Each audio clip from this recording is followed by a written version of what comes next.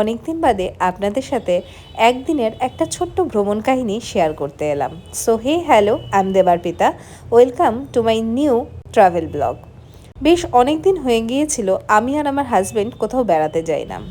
Actually আমরা প্রায় প্রতি উইকেন্ডেই কিংবা এক দুটো উইকেন্ড বাদ দিয়েই আশেপাশে কোথাও বেরিয়ে আসি। বেরিয়ে আসি বলতে ওই গিয়ে স্টে করা বা দূরে কোথাও যাওয়া না, কিন্তু এই ধরুন আশেপাশে কোনো একটা সুন্দর ক্যাফেতে গিয়ে দুজন একসাথে একটু সন্ধ্যাটা কাটানো, কিংবা কোনো সুন্দর পাহাড়ে একটু ছোট্ট করে সকালটা বেরিয়ে আসা। তবে বেশ কিছুদিন ধরেই আমার অফিসে এত ওয়ার্ক প্রেশার আর ওর ইউনিভার্সিটিতেও এতটা প্রেশার ছিল যে প্রায় 1-2 মাস আমরা কোথাও বেরই হইনি। এমনকি সন্ধেবেলায় চা খেতে বেরোনোর সময়ও পাইনি। উইকেন্ড হলেই মনে হতো থাক একটা দিন বরঞ্চ একটু রেস্ট নেওয়া যাক। তবে সেদিন মনে হলো যে না, একটু আশেপাশে কোথাও বেরিয়ে আসবো। তো মনে মনে ভেবেছিলাম আমি এবার মিরিক যাব। তার কারণ ছোটবেলায় একবার গিয়েছিলাম মিরিক ঠিকই, তবে সেটা আমার খুব একটা মনে নেই। সেদিন সকালবেলা উঠে খুব কাকতালীয়ভাবেই আমার হাজব্যান্ডের এক বন্ধুর ফোন এলো, অনির্বাণদা। বলল চল কোথাও যাওয়া যাক। ব্যাস, আর কি চাই? সাথে ভালো পার্টনার পেয়ে গেলে তো ঘুরতে যাওয়ার মজাটা দ্বিগুণ হয়ে যায়। যেমনটা আমি আপনাদের আগেও বলেছি যে আমার হাজব্যান্ড কিন্তু বড় হয়েছে ইসলামপুরে, ওর সমস্ত বন্ধুবান্ধবী ওখানে। কিন্তু এখন ওরা শিফট হয়ে গেছে আলিপুরদুয়ার, ওদের নিজের শহরে। আর আমরা কর্মসূত্রে থাকি জলপাইগুড়ি, তাই বন্ধুবান্ধবদের সাথে সবসময় দেখা সাক্ষাৎ হয় না। তাই এই সমস্ত ঘুরতে যাওয়া, বেড়াতে যাওয়া উইকেন্ডগুলোই আমাদের কাছে একটা অজুহাত একসঙ্গে দেখা করার। তো যথারীতি ঠিক সময়ে অনির্বাণদা আর ঋতুপর্ণা চলে আসলো শিলিগুড়ি। আর আমরাও জলপাইগুড়ি থেকে রওনা দিয়ে শিলিগুড়ি পৌঁছে সেখানে আমার হাজব্যান্ডের যে ইউনিভার্সিটি, নর্থ বেঙ্গল ইউনিভার্সিটি, যেটা কিছুক্ষণ আগেই আপনাদের দেখালাম ভিডিওতে, সেখানে বাইক রেখে আমরা 4 জন বেরিয়ে পড়লাম মিরিকের উদ্দেশ্যে। শিলিগুড়ি শহরের ট্রাফিকটা পেরিয়ে যখনই পাহাড় আর নদীর দেখা মেলে, মনটা একদম আনন্দে ভরে যায়। সারা সপ্তাহের যে ওয়ার্ক প্রেশার, কাজের চাপ সব কোথাও যেন হারিয়ে যায়।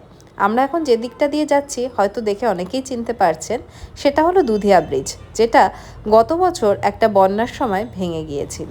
পথ চলতে চলতে একটা সুন্দর জায়গা দেখে আমরা খানিকটা বিরাম নিলাম। এখানে সুন্দর জায়গায় কিছু ফটো ভিডিও নিয়ে আবার আমরা রওনা দেব পরবর্তী গন্তব্যে। জানেন তো আমি তো প্রচুর পাহাড় ঘুরি। মানে এই নর্থ বেঙ্গলের যেহেতু মেয়ে, তাই সবসময় উইকেন্ড করে টুকটাক পাহাড়ে বেড়াতে যাওয়া হয়। তবে এই রাস্তায় আমি কখনো আগে আসিনি। মানে দার্জিলিং গেলে আমরা সেই কার্শিয়াং হয়ে যাই, কিংবা এদিক থেকে সেই লাভা লোলেগাঁও রোড, সেটাও অনেকবার যাওয়া হয়েছে। তবে মিরিকের লাইনে আমি কখনোই যাইনি, ছোটোবেলায় গিয়ে থাকলেও সেটা মনে নেই। চলতে চলতে আমরা আবার দাঁড়িয়ে পড়লাম একটা চায়ের দোকানে। পাহাড়, চা আর তার সাথে প্রিয় বন্ধুরা, এই ব্যাপারটা সকলের কাছেই খুব প্রিয়, কি বলুন?